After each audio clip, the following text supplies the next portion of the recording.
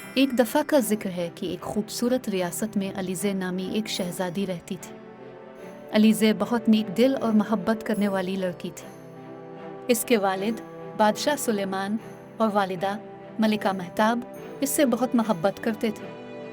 ایک دن علیزے شہزادی باغ میں ٹہل رہی تھی کہ اچانک اس نے ایک سنہری پرندے کو دیکھا جو درخت کی شاخ پر بیٹھا تھا۔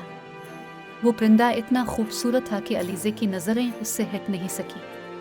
پرندے کی چمکدار سنہری پیر اور دلکش گانا سن کر علیزے بہت متاثر ہوئی۔ علیزے نے پرندے کے قریب جا کر اس سے کہا، اے خوبصورت پرندے، تم کون ہو اور یہاں کیسے آئے ہو؟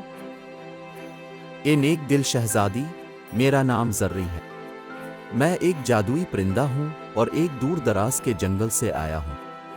میں اپنے ساتھیوں سے بچھڑ گیا ہوں اور اب یہاں پناہ کی تلاش میں ہوں۔ علیزے نے پرندے کو تسلی دی اور کہا، تم یہاں میرے ساتھ رہ سکتے ہو۔ میں تمہاری دیکھ بھال کروں گی اور تمہیں کبھی اکیلا محسوس نہیں ہونے دوں گی۔ زرری نے شکریہ ادا کیا اور علیزے کے ساتھ محل میں چلا آیا۔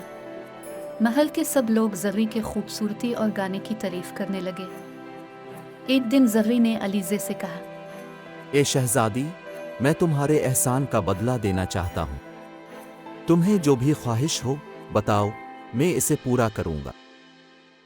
علیزے نے مسکرا کر کہا، زرری، تم میرے دوست ہو اور تمہارے ساتھ رہنا ہی میری خوشی ہے۔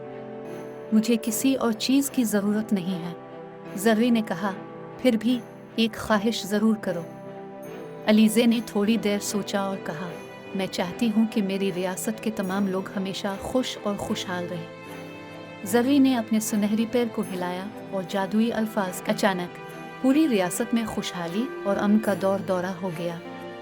لوگ خوشیوں سے جھوم اٹھے اور ریاست میں کسی کو بھی کوئی تکلیف نہ رہی۔ علیزے اور زرری کی دوستی ہمیشہ قائم رہی اور ان کی محبت کی کہانی پورے ریاست میں مشہور ہو گئی۔ لوگ ان کی دوستی کی مثال دیتے